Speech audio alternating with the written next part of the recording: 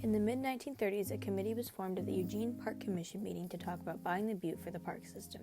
After some back and forth with the original owners, Lizzie Church and Ida Giese, about prices, the committee decided to open up the campaign to the people of Eugene to have local contributions no larger than $5 so that everyone could buy a piece of the butte. This reminded me about the participatory design concept that we learned in class, though it might not have been as much about the community and more about the need for money to buy. After the land was acquired, the majority of development took place between the 1940s and the early 1970s. Because the city could not afford enough firemen or trail building crews, it became a community effort to set up the butte we know today. In 1960, through volunteer efforts, the old police pistol range was cleared, including its buildings and fences. Also, volunteers graded and graveled the parking lot and driveway, sprayed poison oak, and improved trails, with donated materials and a grader provided by the Boy Scouts and construction contractors. In 1962, $12,000 was allocated to improve the trail to the top of Spencer Butte. Peace Corps trainees in Eugene did some of the trail upgrading on the west side. The popular Spencer Butte and the surrounding area is a unique and diverse microecosystem containing a mixture of open and disturbed prairie, savanna remnants, and native woody vegetation.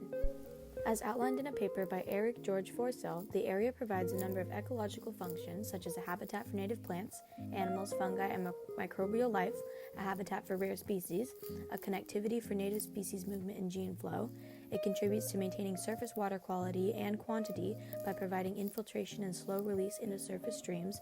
It contributes to slope stabilization and erosion control, and it contributes to air quality.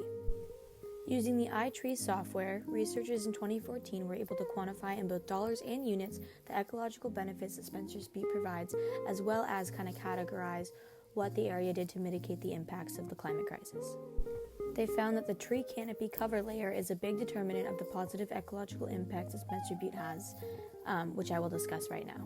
The trees at Spencer Butte store and sequester about 1,256 short tons of carbon dioxide annually, which equates to about $24,000 in ecological benefits. The landscape is also helpful when it comes to mitigating and reducing air pollutants, namely ozone and particulate matter. Because many residents in the Eugene area still use wood fireplaces to heat their homes, the ability of trees at Spencer's Butte to capture and reduce the particulate matter is an especially important one. Annually, the 388-acre area removes about 15,700 pounds of airborne pollutants. All this use, however, has some pretty negative impacts for the climate. In 1976, it was recorded that the Butte had around 20,000 annual visits, with about 550 people hiking to the top each week, and that the conditions were perfect. Though I couldn't find any more recent studies or data on its popularity, it's safe to say that these numbers have only increased with the increased accessibility and popularity of the Butte itself.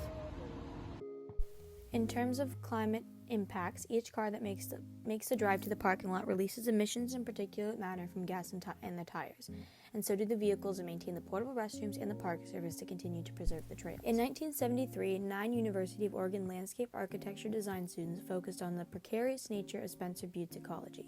This study found that heavy use of the trails had compacted the soil and exposed tree roots. In some places, the trail had been widened as much as 30 feet, and most people were unaware about how fragile the landscape really is. I chose this area because it's an important area of green space in the community since it offers a pretty accessible escape from town. It was also really important to me freshman year. You know, when I was transitioning to a new city, starting a new life is one of the things going outside and exploring that made this place really feel like home. My friends and I would sometimes come up here for sunsets or mornings, and we would bring bagels sometimes to enjoy the view, and it's one of the first places that I make sure to show off to visiting friends or family.